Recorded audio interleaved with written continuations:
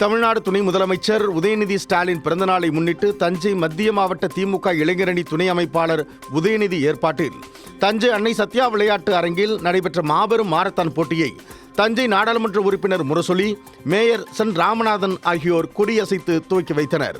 பெண்கள், ஆண்களுக்கென தனித்தனியாக 10 கிலோமீட்டர் தூரத்திற்கு நடைபெற்ற மாரத்தான் போட்டியில் ஏராளமானோர் உற்சாகமாக பங்கேற்றனர்.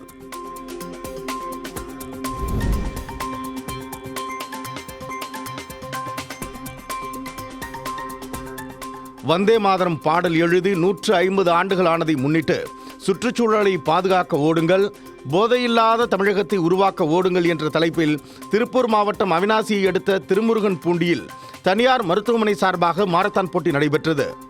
8 வயது முதல் 14 வயதுக்கு மேற்பட்டவர்கள், ஆண்கள், பெண்கள் என இருபாலருக்குமான 4 பிரிவுகளில் நடைபெற்ற இந்த மாரத்தான் போட்டியில் குழந்தைகள் உட்பட 500க்கும் மேற்பட்டோர் கலந்து கொண்டு ஓடினர். பரிசளிப்பு நிகழ்ச்சியில் பாஜகவைச் சேர்ந்த நடிகர் ரஞ்சித் கலந்து கொண்டு பரிசுகளை வழங்கி சிறப்புரையாற்றினார். அப்போது செய்தியாளர்களிடம் பேசிய அவர், தனக்கு எது நடந்தாலும் பகிரங்கமாக சொல்லக்கூடிய பாடகி சின்மயி இயக்குனர் மோகன்ஜி விவகாரத்திலும் உண்மையை விரைவில் சொல்வார் என கூறினார். மேலும் திருப்பரங்குன்றத்தில் நீதிமன்ற உத்தரவுப்படி வழிபாடு நடக்கும் என உறுதியாக நம்புவதாகவும் நடிகர் ரஞ்சித் கூறியுள்ளார்.